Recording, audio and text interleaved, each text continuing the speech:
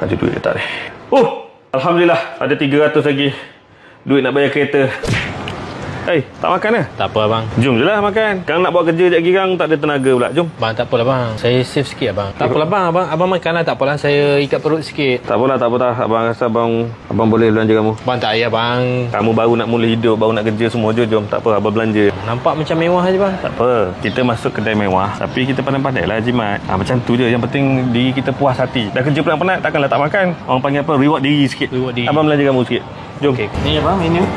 Apa yang best Kalau yang special dekat pasta ni, Mama Mia beef carbonara. Baru dalam RM23. Boleh. Bagi saya satu. Mama Mia beef carbonara.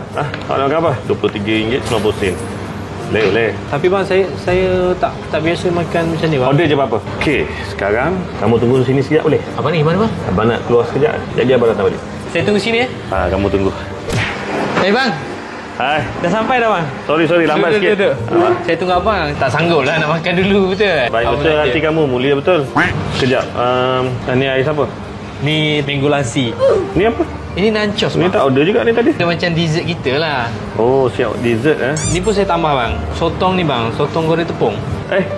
Ni apa? Ni stick apa ni? Tak pernah ada pun. Tak ada, sebab abang pergi tadi, saya panggil lah waiter dia. Saya tanyalah kedai ni ada apa special kan. Sebab nampak iPad dia. Menit ni nombor 1 halal steakhouse bang. Lepas tu dia orang kata menu yang paling hot selling kan, Wagyu antaranya. Tapi saya tak habis lah bang. Kita share semua. Duit? Share duit ke apa? Share makan. Oh, bukan share duit. Oh, lembut daging dia. Oh, bila lembut tak murah. Abang okey ke? Okey.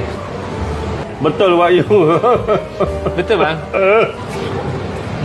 Dia bercampur bau perasaan dia, macam sedih tapi sedap, gembira, susah nak cakap. Sedap betul makanan Menate ni. Oh sorry, Menit bang, dia kata menit. Ada 14 cawangan. So macam dia orang ada kat London pun ada. Kalau kita ada pergi London, kita pergi nak kedai dia. Boleh. Kamu pergi seorang lah.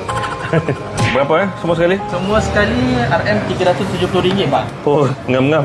Sampai macam mana bang? Okey ke kita punya makanan semua? Sedap. Hari-hari buka ke? Betul, hari-hari kita buka kat sini. Terima kasih tau. Datang lagi bang. Mesti. Barang sedap kita datang. Kan bang kan? InsyaAllah. Bakallah bang kat saya.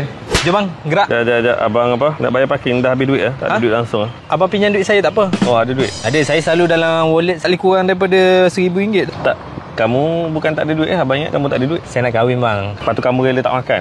Masa saya memang tak ada duit untuk makan bang. Oh, tapi ada duit nak kahwin. Berjimat lah. Jimat lah bang. Sebab kamu nak kahwin. Lepas tu abang tak payah kahwin. Kenapa abang tak kahwin? Kahwin je lah bang. Duit abang dah habis dekat kamu. Kamu kahwinlah dulu. Mungkin abang lagi tak tahu berapa puluh tahun lagi. Jangan macam tu bang. Nanti RM10 tu jangan lupa bang. Besok Besok Cash ke transfer? Cash. Cash lah sebab saya bagi abang cash. Jom. Cepat bang. Lambat dah ni. Sepak budak ni, aku sepak nanti. Menate betul budak ni.